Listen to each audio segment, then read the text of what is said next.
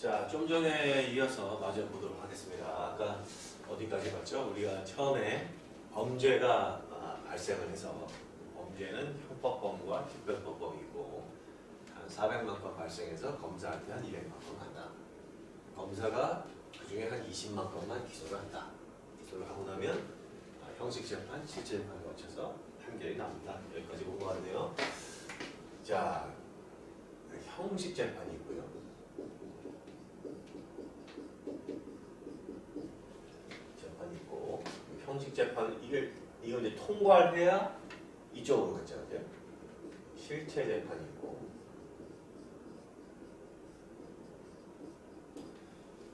이걸 통과 못하면 이제 다시 이 친구를 다시 거꾸로 가는 거야. 처음부터 다시 다른 법원에 가든가 다시 공소 제기를 하든가 이렇게 할 거고 실체 재판에 이제 들어오면은 이게 이제 형식 재판을 통과하고 나서 실체 재판을 하고 나면 크게 보면 유죄 판결이 있고 그리고 무죄 판결이 있다. 유죄 판결에는 항상 집행유예를 생각하셔라. 집행유예가 상당히 중요한 판결이에요. 이거 여러분 나중에 법원 가보시면 압니다. 집행유예가 주로 이제 징역형이 선고되는데 징역형이 선고됐을 때 집행을 유예한다 이 말이 있는 거라고 그냥 아무 말 없는 거. 징역 1년을 선고한다. 끝 이렇게 하는 거하고 징역 1년을 선고한다. 단 2년간 그 형의 집행을 유예한다. 이 말하고는 엄청난 분위기 차이가 장난이 아니에요. 하나는 천당과 지옥 생각하십니다. 이 집행유예가 들어가는 것 물론 유죄 판결 맞습니다. 너는 죄를 지어서 1년 징역 가야 되는데 내가 그 가는 거를 잠깐 유예해준다 이런 뜻이기 때문에 유죄 판결은 맞습니다. 그러나 이 집행유예가 나왔을 때는 이제 나오면서 이제 뛰면서 나오는 거죠. 특히 가족들이 바깥에서 엄청 좋아하는 하여튼 그런 유죄 무죄 판결이 나오겠죠. 그러면 이게 지금 현재 1심이잖아요. 그죠? 첫 번째 공소 제기된 거기 때문에 이 유죄 판결에 대해서는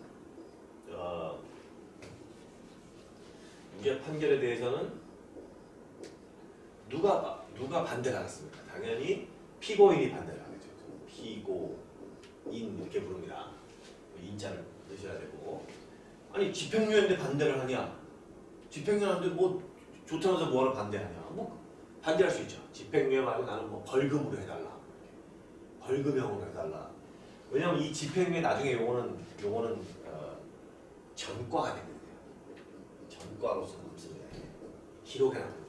빨간 줄만 이렇게 하는 이 남기 때문에 기록에 안 남고 일단 이렇게 알아두시면 됩니다. 기록에 안 남고 좀 더 낮은 그러니까 사형, 징역, 그다음에 벌금이니까 더 낮은 형으로 바꿔달라 이런 취지로 얼마든지 이제 피고인이 이의 제기를 할 수가 있죠.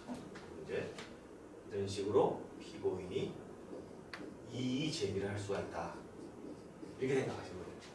유죄 판결이 나오면 피고인이 이의 제기를 할 수가 있다. 무죄 판결이 나오면 그러면 누가요? 사법경찰은 아닙니다. 사법경찰은 이미 검사한테 넘기는 순간에 손을 띄기 때문에 사법경찰관은 아니고 요때는 이제 검사가 이게 왜 무죄냐라고 하는 취지로 이의 제기를 할 수가 있습니다. 이 무죄가 나오면 그 검사한테는 좀 끔찍한 일입니다. 우리나라 무죄율이 1%가 안 되기 때문에 99%가 유죄이기 때문에 만약에 무죄가 나왔다 그러면 그 공판을 담당했던 검사는 아주 자기 커리어에 아주 중요한 문제가 생길 수 있습니다. 그래서 이거 무죄는 최소한 아니다 라는 취지로 이의 제기를 할 수가 있습니다. 그 중에 이의 제기 중에 이의 제기이면서 동시에 자 1심 재판부가 2심을 향해서 상급법원에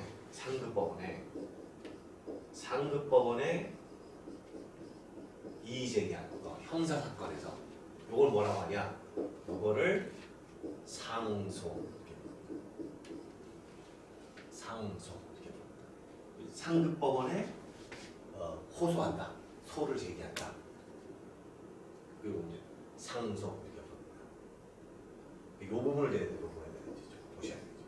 재판이 실체 재판으로 끝났다고 하더라도 피고인 또는 검사가 둘 다 할 수 있습니다. 피고인도 불만이고 검사도 불만이고 다 해도 됩니다. 그런데 징역 1년 나왔다. 피고인은 집행유예 해주십시오. 검사는 1년 너무 작습니다. 둘이 동시에 올라갈 수도 있겠죠. 둘 다 이의 제기할 수도 있죠. 그런 거를 상소라고 한다. 상소에 대해서 잠깐 정리를 하도록 하겠습니다. 자, 상소는 이제 위로 올라가는 거기 때문에 뭐 그림 자체를 이 위로 그리면 더 좋겠죠. 이게 옆으로 그리는 것보다는 위로 한번 그려보겠습니다. 우리 현재 우리는 1심이었고 이제 1심에서 이의 제기를 해서 2심으로 가보자 하고 2심에서 또 마음에 안 들면 이의 제기를 또 해서 3심으로 가보자 한다. 이걸 뭐라고 하느냐? 이걸 상소라고 부른다.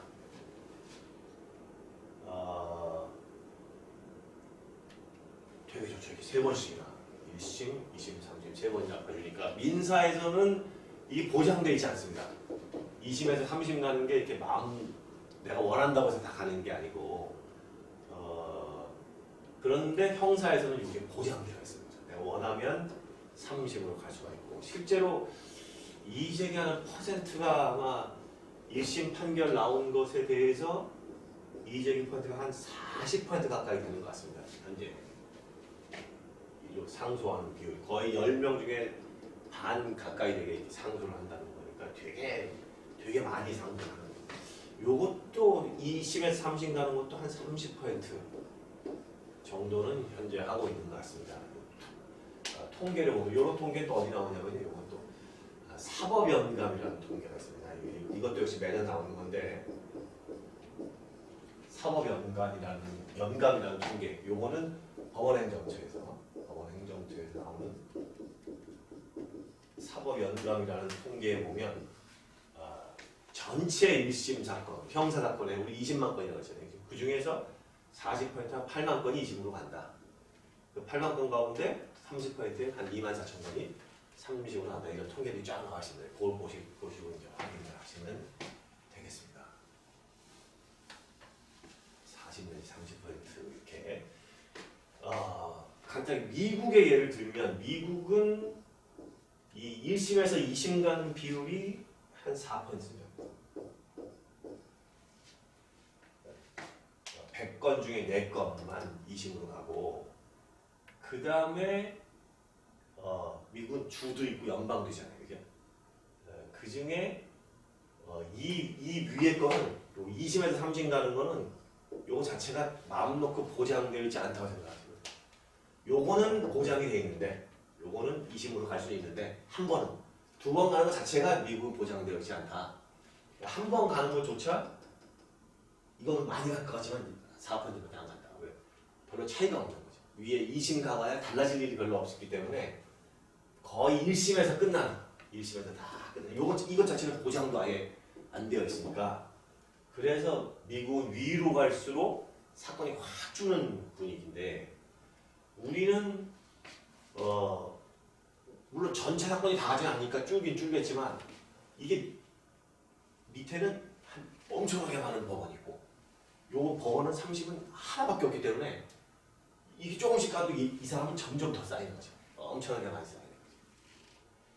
얘는 쭉 여러 군데가 있고 좀 적고 혼자인데 근데 계속 올라가면 여기 계속 쌓이겠죠.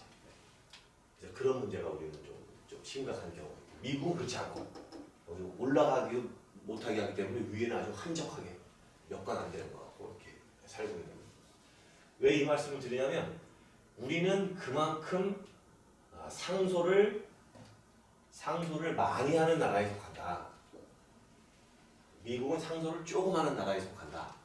그래서 미국의 통계가 중요한 게 아니고 우리는 상소를 많이 하는 나라에 속한다는 게 중요하겠죠. 이게 또 왜 중요합니까? 상소를 많이 하는 이유가 뭔지 이런 것도 아셔야 되고 또 상소를 많이 하면 상소심 자체가 중요해지겠죠. 상소심의 중요도가 높아지고 여러분이 공부하실 폭이 많아진다는 거예요. 상소가 별게 아니면 그냥 재판 일 지금 끝나면 안 해도 됩니다. 이런 건 뭐 변시 안 나오니까 이렇게 되겠지만 우리 상소를 많이 하는 나라이기 때문에 이 상소에 대해서 중요한 부분이다 이렇게 생각하셔야 됩니다. 이 교과서에 보시면요, 이 교과서가 이제 1심이 쭉 나오고 1심이 쭉 거의 한 5분의 4 이렇게 하는 1심이 나오고 그 뒷부분이 상소입니다. 상소인데 우리 상소가 중요한 나라이기 때문에 상소에서도 증거까지 다 지나고 중요한 부분 다 지났다고 생각이 드셔도 상소도 꼭 대비를 하셔라 이 말씀을 제가 드리기 위해서 보통 변시 공부한 선배들이 증거법 다 끝나면 제가 말씀드렸잖아요. 형사소송법은 형사소송법 기초가 있고 두 번째 증거법이 있거든요. 증거법이 다 끝나면 뭐 그나마 뭐안 봐도 돼 이렇게 생각하는데 그건 되게 큰 오산이다. 상소 부분까지 꼼꼼히 보셔야 된다. 나중에 따로 내가 상소만 공부해야지 이러지 않기 때문에 전체를 다 보실 때 상소까지 이렇게 보시라는 거. 그래서 제가 좀 전에 아까 첫 번째 테이블 끝낼 수도 있었는데 이거 굳이 이제 말씀드린 이유는 이런 걸 강조하기 위해서 말씀드리고 어쨌든 상소를 많이 하는 나라다. 그 1심을 주로 어디서 하느냐? 뭐 아까 말씀드린 바와 같습니다. 1심은 아까 제가 지도에다 이렇게 놓고 다 말씀드렸죠.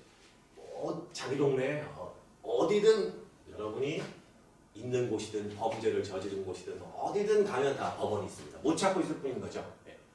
법원은 당연히 여러분은 물론이고 찾아놔야죠. 나는 이 사건은 어디로 가는지 일단 감이 와야죠. 근데 처음에 회계 파출소에 갔다. 지금 지구대 이렇게 얘기해서 지구대에 갔다. 그럼 요거는 다음 갈 길이 이제 동대문 경찰서 이렇게 가고 동대문 경찰서 이렇게 가고 경찰이 끝이죠. 경찰 갔다 서울경찰청 가는 건 아니니까 동대문 경찰서에서 바로 사건은 수사가 끝나면 검사한테 가는 거죠. 서울 북부 제가 말씀드린 것 같이 북부지방 검찰청 이렇게 하는 거고 서울이 이렇게 생겼잖아요. 서울이 이렇게 당기고 한강이 이렇게 흘러가죠. 한번 보시죠. 하여튼 이렇게 흘러가면 요 가운데 전부 섞어도 요 가운데 제일 큰 거 이렇게 놓고 이렇게 하나 놓고 이렇게 하나 놓고 이렇게 놓고 이렇게 놓으시면 됩니다. 총 5개죠, 그죠? 요 가운데가 중앙지방검찰청 관할, 여기가 요쪽이 동부 서울 동부지방검찰청 이렇게 되어 있고요. 좀 더 큽니다. 여기까지 성수동까지니까 이렇게 서울 동부. 여기가 남부, 영등포, 여의도 포함한 남부 이렇게 되어 있고요. 이쪽이 북부. 우리 지금 사건 발생지가 여기잖아요. 여기 회기동에서 동대문 경찰서 여기 북부로 가고 여기가 서부 이렇게 되어 있습니다. 그래서 동남북서 이게 이제 중요도에 따라서 동부가 제일 사건이 많고 동남북서 이렇게 이제 나누고요. 각각은 이제 그 법원 검찰청 자체는 요거는 지금 사건이 벌어진 데고 검찰청 자체는 뭐 다 주위에 가면서 이런 거 관심 있게 잘 보셔야죠. 어디 있는지 서울중앙지방검찰청 뭐 다 아시겠죠? 최소한 지금쯤은 그것도 관심 있으셔야 되고 들어가서 보셔야 돼. 그냥 들어가고 내가 재판 한번 이렇게 좀 보셔야 그 감이 살아야 이 모든 것들이 다 쉽습니다. 그래서 말씀드리고 동부는 여기 그 가든바이브 쪽에 여기 있고 그다음 남부는 그 목동에 보이죠? 양천구 목동에 있고 서부는 마포에 있습니다. 마포에 있고 북부 혼자 아주 멀리 있습니다. 거의 끝에 거의 경계 바깥에 가 있습니다. 반은 바깥에 가 있는 정도로 되게 멀리 있죠. 이게 그 의정부 그 도봉산역 있는데 이렇게 있습니다. 그 전에 여기 좀 더 가까운 데 있었는데 신내동 쪽에 있었는데 요게 요 위로 올라가면서 우리는 이제 되게 멀어졌죠. 하여튼 이렇게 돼 있습니다. 이 사건은 동대문 경찰서 북부지방검찰청으로 간다. 여기가 이제 검사가 있는 데니까 검사가 있는 데죠. 그러면 검사가 기소라면 그럼 이제 서울 북부 지방 법원 이렇게 하겠죠. 검찰청과 법원 이렇게 하겠죠. 그럼 이 법원 어디 있냐? 법원은 찾기가 아주 쉽습니다. 법원은 검찰청을 찾으면 다 찾은 겁니다. 검찰청을 찾으면 검찰청과 마주보고 있거나 검찰청과 옆으로 보고 있거나 이렇게 있습니다. 동부는 둘이 옆으로 보고 있고 남부도 둘이 옆으로 보고 있고 북부는 약간 서로 약간 이렇게 마주보는 느낌이거든요. 어느 각도에서 보냐에 따라 다른데 하여튼 그 바로 옆 건물에 비슷하게 생긴 게 있다고 생각하면 됩니다. 얘와 얘는 옆 건물이다. 이렇게 생각하시면 됩니다. 요 북부지방검찰청을 찾으면 바로 옆 건물에 있다. 대신 법원이 조금 더 건물이 고급스럽게 되었다. 좀 예산이 좀 더 들어간 것처럼 됐다. 좀 투박하게 됐다 이렇게 생각하십니다. 근데 여기가 지금 뭐라는 겁니까? 지금 기소를 해가지고 1심 생각하시면 되겠죠. 그래서 이 400만 건 사건 중에 20만 건이 이런 지방법원들의 1심으로 딱 가가지고 실체 재판을 받았다 이렇게 생각하시면 되겠습니다. 자, 잘 기억해주고 꼭 한번 중앙은 뭐 다 아시잖아요. 중앙은 여기 서초동에 양쪽으로 있지. 서울중앙지방검찰청, 서울중앙지방법원. 법원에 법원 건물이 이렇게 딱 있으면은 법원 건물이 있으면 이쪽이 동관, 이쪽이 서관. 아니 이거 아니야. 여기 안 보이는데. 죄송합니다.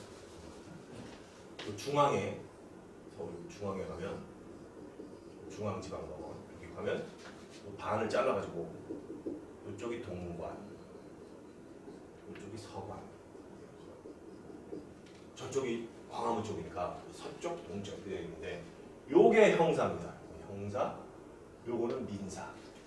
가셔갖고 이렇게 가면 민사 재판 가시는 거고 이렇게 가면 서관이고 여기로 들어가면 여기 사람들 많이 서 있잖아요. 카메라도 다 서 있고 이게 중요한 사건 있을 때 이거 카메라가 쫙 서. 또 여기 서관이니까 지나가시다가 뭐 심심하다.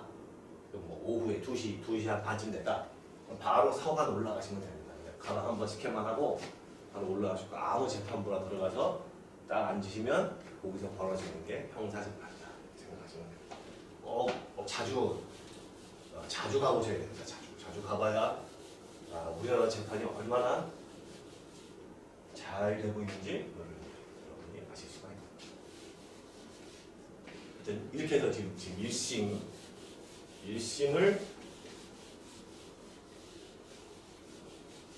어떻게 한답니까? 1심을 서울 북부지방법원 이렇게 가면 거기서 유죄 판결 나왔다. 그 피고인이 이의제기, 무죄가 나왔다. 검사가 이의제기. 그럼 이 사건 어디로 가느냐? 이 사건은 이게 지방이니까 좀 더 높은 데로. 그래서 요건 2심으로 갑니다. 2심은 서울 고등법원 이렇게 얘기합니다. 서울 고등법원은 서울중앙지방법원 바로 옆에 있습니다. 서초동에 같이 있습니다.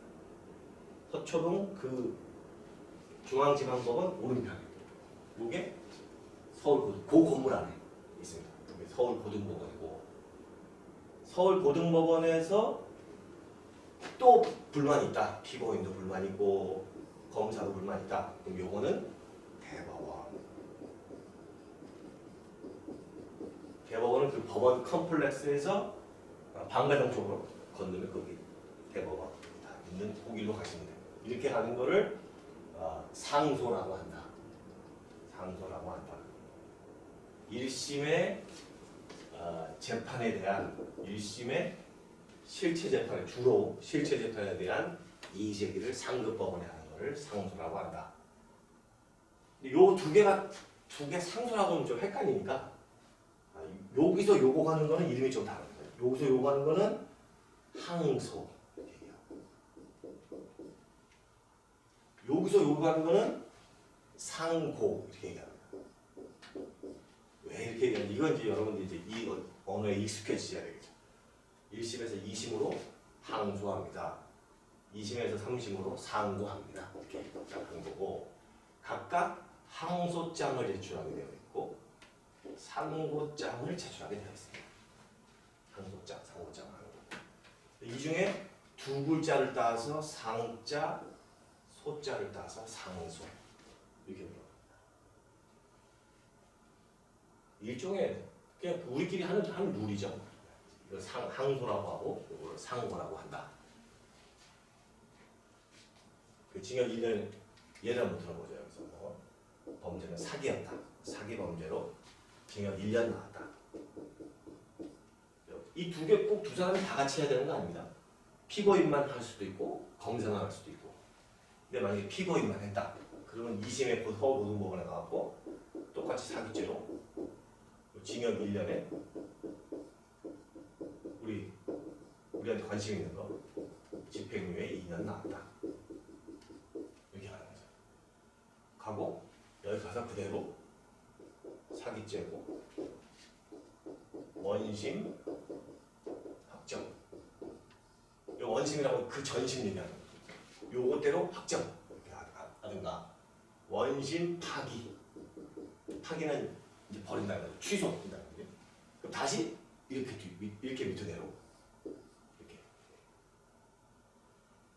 다시 올라갈 수도 있고 한 번 올라갔다가 내려갔다가 다시 올라갈 수도 있고 그러니까 5번 동안 한 번, 두 번, 세 번, 네 번, 5번도 재판이 가능한 거죠. 뭐 더도 가능하지만 보통은 5번 정도에 끝나게 되어 있습니다. 아무리 들어도 5번 정도에 끝나고 이렇게 하여튼 이렇게 하는 걸 갖다가 상소라고 부른다. 하시면 되고요. 마찬가지입니다. 이게 꼭 북부 아니라도 뭐 동남북서 마찬가지로 동부, 뭐 중앙, 뭐 서부, 남부 지방법원에서 또 서울고등법원 갔다가 대법원에 가게 되어 있는 게 이게 상소제도고요.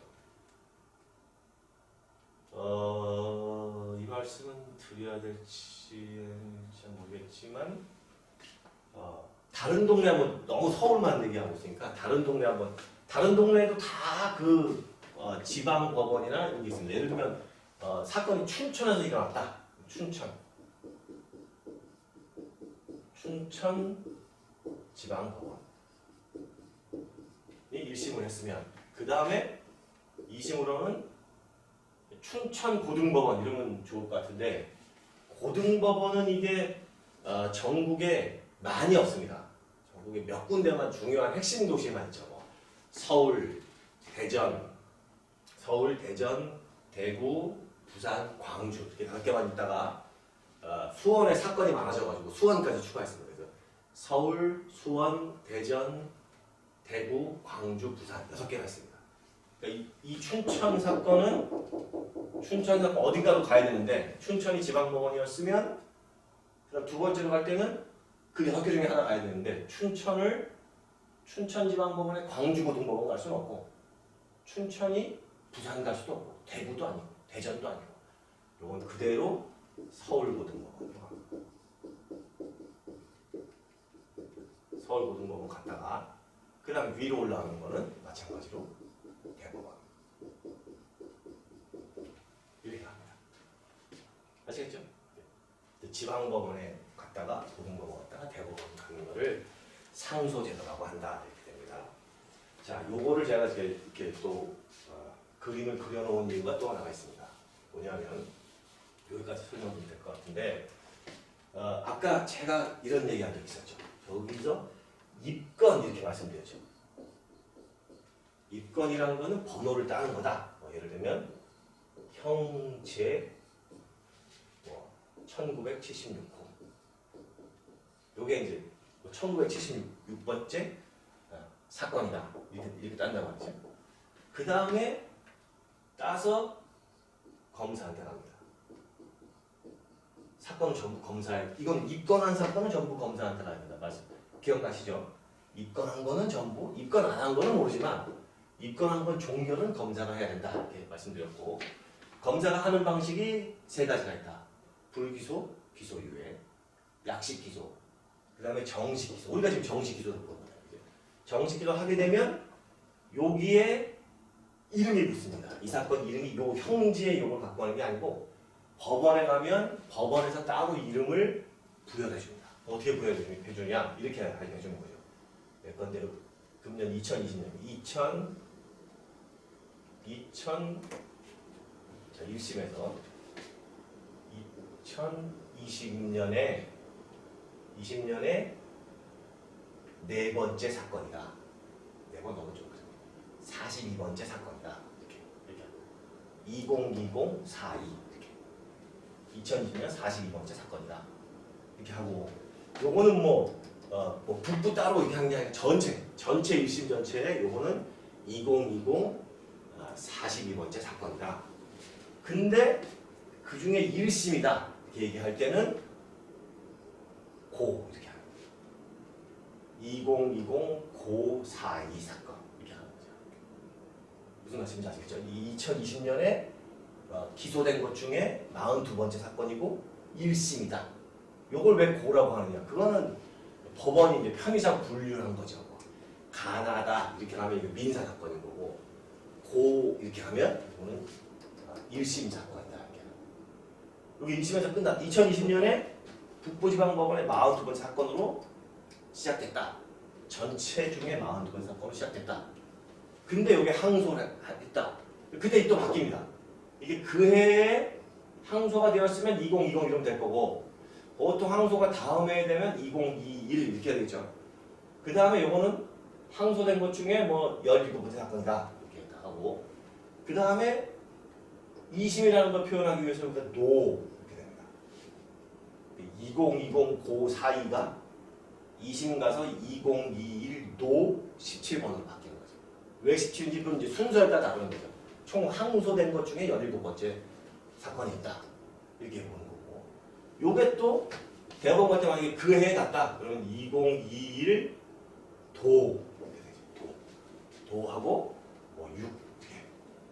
상고는 예보다는 좀 적을 테니까 2020 고 42, 2010 1도 17, 2021 도 6 이렇게 하는 거죠.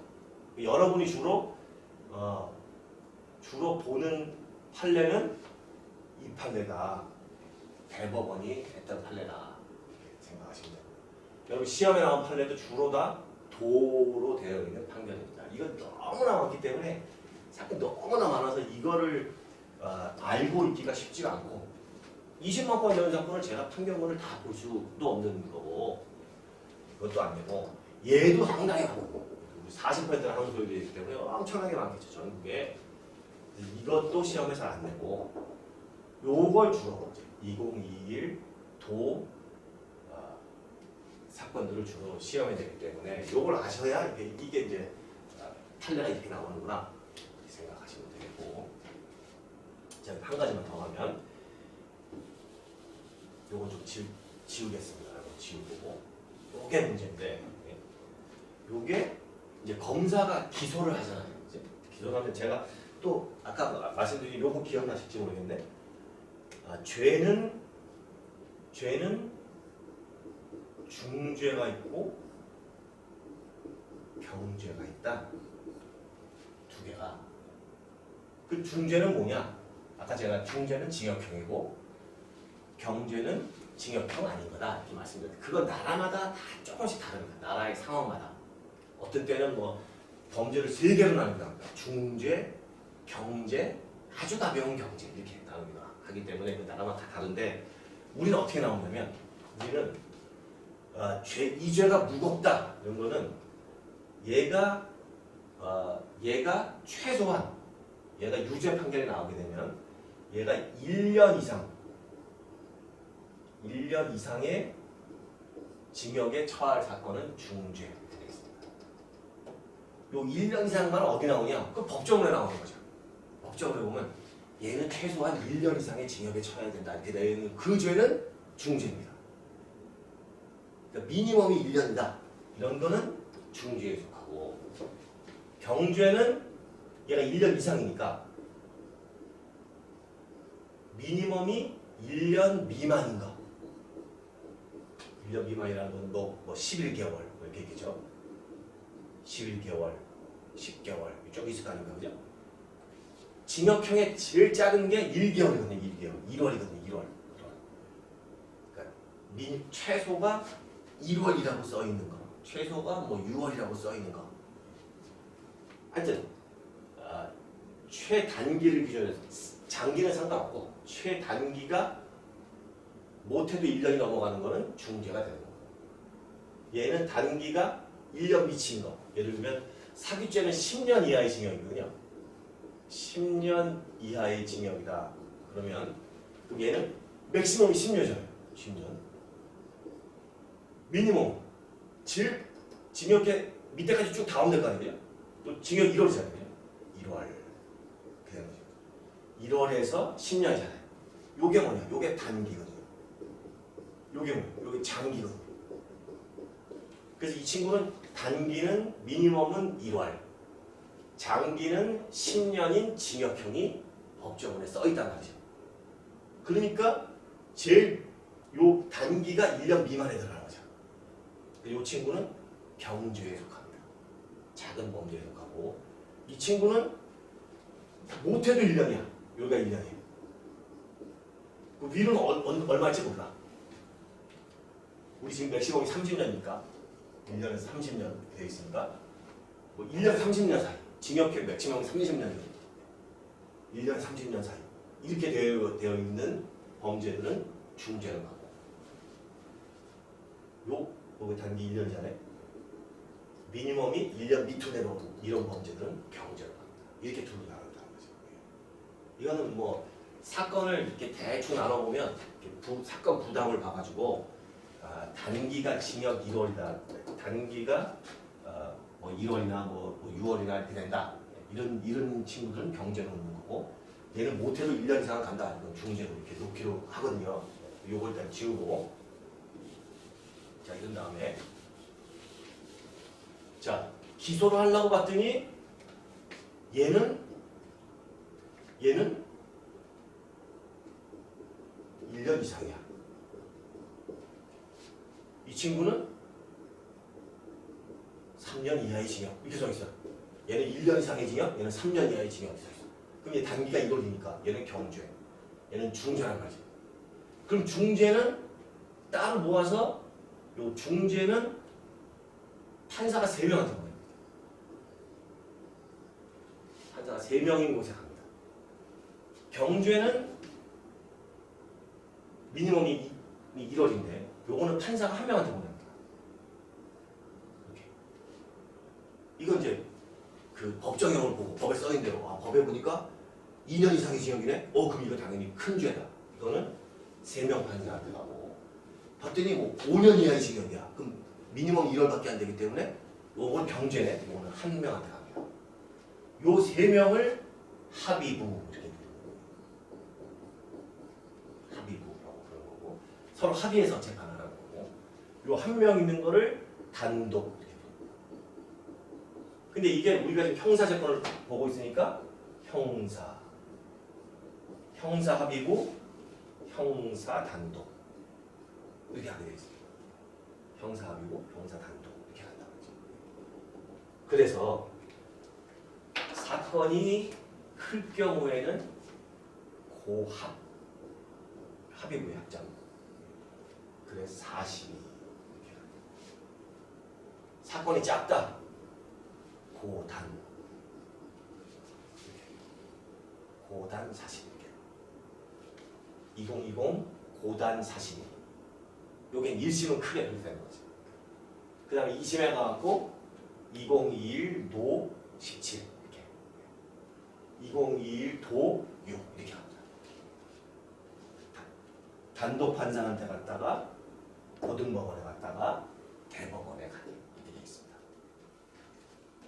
이게 만약에 사건이 크다 그러면 고합 2020 고합 42 2021 노 17 2021 도 6 고, 노, 도인데 여기에는 합과 단이 있다. 이렇게 두 가지가 있다라고 생각. 아니 왜 여기는 셋 하나가 따? 이거는 왜 그거 없어요? 이거는 뭐 노합, 노단 이거 없어요? 이건 없습니다. 왜냐하면 여기는 어차피 판사가 3명입니다. 판사가 3명이고 여기는 판사가 심지어 4명입니다. 기본 4명이기 때문에 이건 단독 이런 말을 할 필요가 없습니다. 여기는 어차피 3명이니까 그냥 노라고만 해도 어차피 3명인 판사들만 있는 거고 여기서만 나눠진다. 고합, 노, 도 이렇게 해요. 판례 여러분 판례 찾을 때도 판례 찾을 때 어떻게 찾느냐? 자 중죄, 경죄 쫙 다 나눴죠. 근데 내가 이 사건을 보고 싶다. 그러면 2020 고합 42 판결 이렇게 치면 판결 문자가 나오거든요. 요 위에 2020 고합 42입니다. 나오는 거고 요것도 2021 노 17 판결 요것도 2021 도 6 판결 이렇게 해서 이제 판례를 찾으시면 되겠습니다. 되는데 요거는 너무 많잖아요. 사건이 매년. 요거는 여러분들이 접근이 좀 쉽지 않다. 그리고 또 지방법원 판결이기 때문에 너무 자세하게 써있지만 뭐 중요도가 많이 떨어지니까 요건 찾기 쉽지 않고 이 친구는 뭐 대부분 다 찾을 수 있고 요것도 많은 수는 찾을 수 있어요. 찾을 수 있지만 다 찾을 수 있는 거 아니다. 이렇게 생각하시면 주로 여러분이 보시는 거는 2021 도 판결이다. 이렇게 생각하시면 되겠고요. 이게 1심, 2심, 3심에 대한 설명이었고 우리 이제 어디까지 봤었죠? 아까 형식 재판, 실제 재판을 다 봤고 그 다음에 상소와 상고를 통해서 어디까지 가는지 봤고 이제 여기까지 다 가고 나면 3심까지 다 끝나고 나면 이 판결은 확정된다. 확정된 판결이라고 해서 확정 판결 이렇게 얘기합니다. 1심, 2심 갔는데 요 2심에서 양쪽이 다 오케이 한다. 아니 그냥 나는 여기서 끝낼래. 그럼 그때 확정이 돼요. 2심에서. 아니 나 그냥 1심에서 다 끝낼래. 우리 둘 다. 더 이상 상소 같은 거 안 해. 그럼 여기서 확정이 돼요. 3심까지 가면 여기서 확정이 돼요. 그거는 사건마다 다르다. 모든 사건이 다 3심까지 보장해 주지만 의무는 아니니까 3심까지 가야 되는 건 아니니까 1심에서 이 정도면 됐네요. 검사도 뭐 유죄 나왔으면 됐어요. 그럼 거기서 끝. 그럼 여기서 판결 확정. 판결이 확정되고 나면 바로 어떻게 합니까? 판결은 확정되고 나면 바로 집행에 들어가는 거죠. 지금 2심에서 확정됐으면 여기서 바로 집행. 여기서 확정되고 나면 집행. 집행을 안 하기로 하는 거를 집행유예 이렇게 하는 거죠. 집행을 하기로 했으면 징역형이면 이제 징역을 살면 되는 거죠. 선고된 만큼 2년 동안 징역을 살면 되는 거예요. 벌금이면 벌금을 납부하면 되는 거예요. 벌금을 납부하지 않으면 징수를 해야 되겠죠. 징수했는데 그것도 안 되면 그러면 일을 시키는 거예요. 노역장 유치 이렇게 뭐 들어보셨어요. 벌금 안 내면 노역장에 유치한다. 일 시킨다. 그래서 여기까지가 이제 집행하는 부분이고, 요 집행은 우리 형사소송법에서 다루지는 않고 있습니다. 형사소송법 집행까지 원래는 형사 집행, 민사는 민사 집행법이 있었는데 형사 집행법이라는 게 없기 때문에 요 집행은 각 그 개별 조그만 법들에 가서 다 있기 때문에 요거는 우리 형사소송법 다루지 않고. 형사소송법은 원칙적으로 범죄가 발생해서 재판을 받기까지 그리고 상소가 끝날 때까지를 보고 있다 생각하시면 되고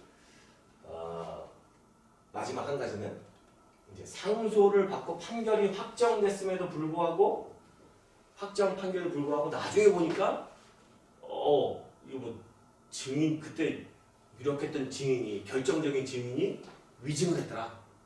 나는 억울하게 지금 감옥에 가 있다.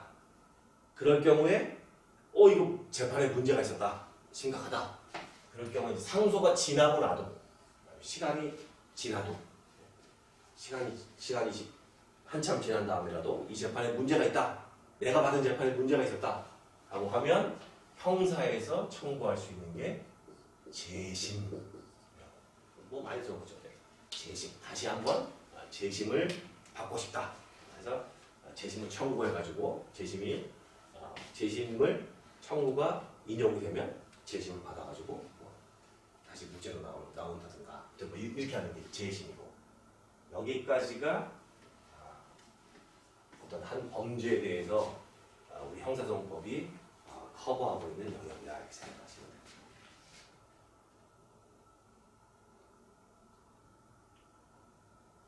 참 길죠. 처음에 범죄에서 시작해가지고 검사를 거쳐서 판사를 거쳐서 또 여러 가지 법원들을 다 거쳐서 확정이 난 다음에 또 재심 기회가 있으니까 그러고 나서 이 친구가 이제 징역을 계속 살든 나가든 하는 거죠. 어떻게 보면 참 이게 이제 결론이 될 것 같은데 범죄가 발생하고 나서 집행을 끝나서 이제 다시 요게 판결 다 끝나는 거니까 집행을 하고 나서 이제 사회로 이제 복귀를 하는 거죠. 다시 자기 집으로 돌아가는 건데 그 사이에 있는 게 우리 지금 이 형사소송법들인데 다시 이 친구가 집행을 끝나고 다시 일로 왔을 때 다시 사회생활 다시 갔을 때 우리는 자꾸 이제 요 사이만 보고 있잖아요, 그죠? 이 사이만 보고 있는데 요거 형사소송 절차 자체도 되게 복잡하고 되게 고민스럽고 이제 그렇죠. 잘 끝났다고 해도 이 친구가 이제 집으로 복귀를 하고 어딘가가 살다가 다시 또 범죄를 저지르고 또 다시 일로 들어올 거고 이런 일이 계속 반복되는 거죠. 반복되는 어떻게 보면 형사소송법이 참 허탄한 게 나는 열심히 이 안에서 최대한 잘해갖고 이 친구의 권리를 충분히 보장해서 나는 잘 집행도 잘하고 안전하게 보냈는데 또 살다 보면서 갑자기 와서 범죄 그렇게 다 나온다는 거예요. 그러면 또다시 똑같은 일을 또 우리는 또다시 뭐 보이스피싱이다. 또 죄를 저지를 친구를 또 잘해주고 어떻게든 잘해주고 잘해갖고 겨우럽게 받고 또 살리면 또 가서 범죄를 저지르고 이런 일이 계속 반복되고 있는 거죠. 그래서 이 형사소송이라는 게 되게 좀 인내가 필요한 분야입니다. 제 생각은 그렇습니다. 볼 때마다 아주 막 신경질 나죠. 똑같은 친구가 와서 다시 또 와가지고 신경질 나지만 나간다고 해서 개선된다는 보장이 없고 그렇지만 우리의 목표는 이 범죄를 저지른 친구가 아까 말씀드린 것처럼 적법한 절차에 따라서 권리 보장을 받으면서 이 안에서 판결의 확정까지 가서 집행까지 가도록 하는 거죠. 그걸 우리가 어떻게 이걸 잘 할 거냐가 우리 형사소송법의 아주 가장 중요한 고민입니다. 이 범죄의 실체를 밝히면서도 다른 한편으로 이 친구가 여기서 충분히 인간적인 사법제도를 경험하게 하고 그래서 그 결과 집행을 정당하게 하고 다시 내보내는 거죠. 그 다음 나머지는 사회가 할 일인 거죠. 이 친구가 진짜로 개선돼서 더 좋은 시민이 될 거냐 사회가 할 일이고 우리가 할 수 있는 거는 요 안에서 이 제도를 얼마나 잘 꾸려갈 거냐. 그렇게 보면 참 되게 그다지 생산적이지 않은 일 같은데 이 절차 안에서 많은 범죄자들이 실망하는 경우가 많이 있습니다. 실망한다는 얘기는 이 사법제도를 보고 나니까 형사소송을 쭉 거쳐오고 나니까 아 이거 뭐야 이거 이게 내가 뭐 나는 뭐 그런 억울함이 있을 수 있잖아요. 그러니까 나는 아무런 보장 나는 돈 없다고 그냥 유죄인가 이런 얘기일 수도 있고 그래서 그런 면들이 있어가지고 이 범죄자가 여기를 통과하는 동안 이게 얼마나 효과가 있을지 모르지만 우리는 가장 공정한 사법제도를 만들어가야 된다. 이 친구한테 충분히 권리 보장을 해주면서도 또 실체에 정확하게 접근하려고 노력하고 이렇게 해서 피해 회복도 잘 하려고 노력하고 그러면서 우리 사법제도가 잘 돌아가고 있다. 이거를 이제 충분히 이 범죄를 저지른 사람한테 심어주는 게 우리가 할 수 있는 아주 조그만 그렇다고 해서 이 친구가 뭐 개선되고 다 좋아질 거다 라는 자신은 없지만 어쨌든 이 사법제도 더 나빠지는 건 안 좋잖아요. 이 친구가 이제 들어와 보니까 아 우리나라 도저히 안 되겠다 이렇게 생각하면 안 되니까 이 제도를 잘 끌어가도록 해야 되겠다. 그런 면에서 우리의 역할이 있습니다. 현실은 그렇지 못한 점이 많이 있다. 여러분들이 쭉 보시면서 정리를 해나가시면 됩니다. 자, 제가 지금까지 말씀드린 게 우리 오늘 강의 안에 32페이지, 33페이지에 보시면 제가 공정한 사법제도를 위하여라는 제목으로 우리가 적어놨는데 지금 좀 전에 말씀드린 결론이 그거고요. 나머지는 이 33페이지 전체가 여러분이 그 변시에 별 도움이 안 되는 부분도 많이 있을 거니까 그냥 한번 쓱 한번 읽어보십시오. 읽어보시고 필요 없는 여러분들이 딱 보시면 아시겠죠? 이게 설마 시험에 나오겠는가? 그런 부분은 그냥 지나가고 나머지 것들만 보시면서 한 가지 생각하시면 됩니다.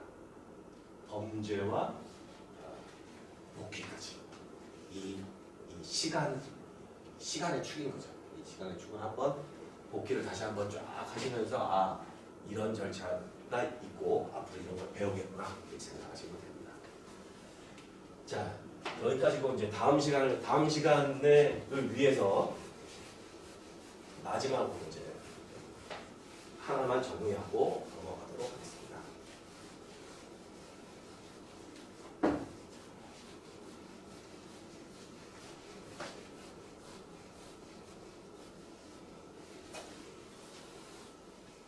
다 지워도 범죄는 남아있죠, 그죠? 결국 이것 때문에 시작한 거니까. 제가 지금까지 본 거는 이제 범죄가 발생하고 난 다음에 처음에 사법경찰, 아까 400만 건을 얘기하는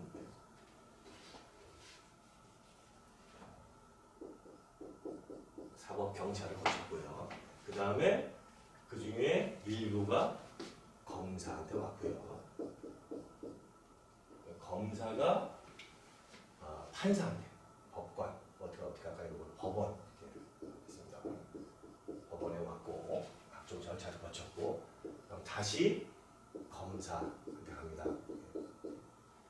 검사가 집행을 담당하고 있기 때문에 갔고 그다음부터 이제 복귀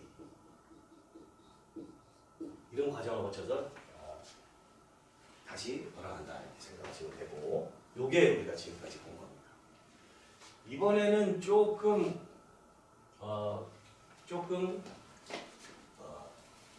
시선을 달리 해서 다음 시간에는 이제 이런 순서를 한번 보겠습니다. 범죄가 있었고 범죄가 있으면 범죄 발생했다. 그럼 이제 증거를 수집해야 되겠어요. 수사 범죄 있으면 수사를 하는 거고 수사를 해서 증거를 수집하겠죠. 증거를 수집하고 증거 수집한 다음에 요거를 검사한테 넘기잖아요. 그죠? 검사가 그러면 기소를 하고 기소를 하게 되면 법원에 가서 재판을 하겠죠. 재판하고 재판한 다음에 다시 집행. 아까는 좀 사람 위주였다면 이번에는 사람 위주가 아니라 우리가 하는 행위들, 형사소송법상 수사, 형사소송법상 증거, 형사소송법상 기소, 형사소송법상 재판, 그다음 집행 이렇게 순서를 이어갖고 이제 다음 시간에 범죄 수사가 이제 시작이죠. 처음에 여기 이제 스타트하는 부분이니까 요거부터 시작해서 하나하나씩 좀 다 어쨌든 다 똑같습니다. 좀 전에 보신 거는 주체를 중심으로 범죄의 처리를 쫙 본 거고 이번엔 주체보다는 그 주체들이 사법경찰이나 검사가 하는 행위를 중심으로 그건 수사였고 그 다음에 수사를 통해서 증거를 수집하고 보존하고 증거를 선택하고 하는 행위들 놓고 그 중에 그거 갖고 이제 공소를 제기하는 거. 이게 공소의 제기잖아요. 공소의 제기. 기소를 하고 그다음 재판에 가고 재판도 역시 증거를 보겠죠. 증거를 조사하겠죠. 조사한 다음에 그 결과에 따라서 집행하는 거. 이렇게 행위를 중심으로 보겠습니다. 행위 중심으로 보면 여기 이제 나오는 거죠. 이제 증거라는 말들. 수사가 자체가 증거를 수집하는 행위니까 여기 증거 조사. 증거를 중심으로 해서 증거란 무엇이냐? 증거 수집하는 행위란 무엇이냐? 이렇게 해서 다음 시간에 자 프로세스로 다 보고요. 그 다음에 다시 한번 보고 난 다음에 이제 수사를 또 깊이 들어가고 수사에 필요한 것들 쭉 보고 증거 수집에 필요한 것들 쭉 보고 이런 식으로 진행을 하도록 하겠습니다. 자 그럼 다음 시간에